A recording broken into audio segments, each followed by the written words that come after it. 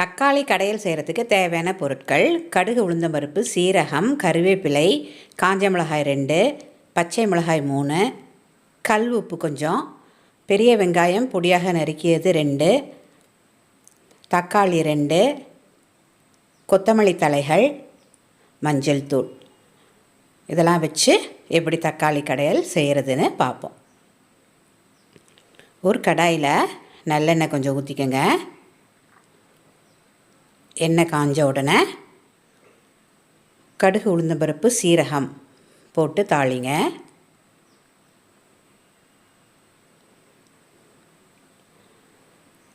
கடுகு வெடித்த உடனே கருவேப்பிலை போடுங்க. காஞ்ச மிளகாய் 2, பச்சை மிளகாய் 3 எல்லாம் வெட்டி வச்சுருக்கோம். எல்லாத்தையும் உள்ளே போட்டு நல்லா ஒரு வதக்குங்க.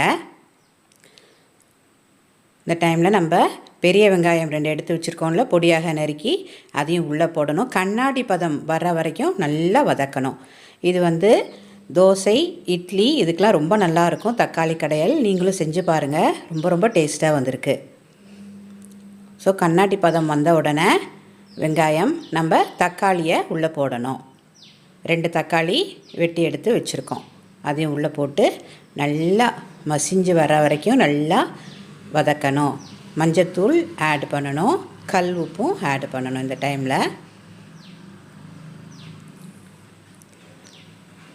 நல்லா வதக்கணும். ஒரு டம்ளர் தண்ணி நல்லா ஊற்றி ஒரு கொதி வந்த உடனே 10 நிமிஷம் சிம்மில் வச்சு நல்லா வேக விடணும்.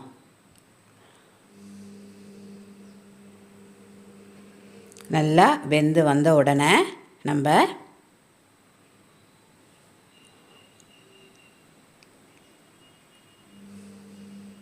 ஒரு வதக்கி விட்டுட்டு வெந்துருச்சான்னு பாருங்கள்.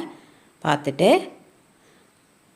கொத்தமல்லி தலைகளை கடைசியில் ஆட் பண்ணணும். ஒரு நல்ல அகண்ட பாத்திரத்தில் அதை உள்ளே போட்டு கொத்தமல்லி தலைகளை உள்ளே போட்டு நல்ல ஒரு மத்து வச்சு நல்லா மசிச்சு விடுங்க. 1 2 இருந்தால் தான் ரொம்ப டேஸ்ட்டாக இருக்கும்.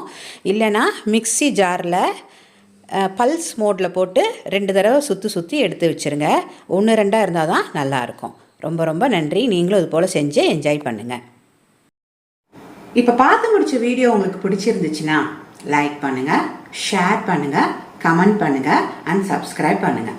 பக்கத்தில் இருக்க பெல் ஐகானை ப்ரெஸ் பண்ணுங்கள். அப்போ தான் நான் போடுற வீடியோஸ் எல்லாம் உங்களுக்கு நோட்டிஃபை ஆகும். Happy cooking, share happiness and spread positivity. Thank you guys.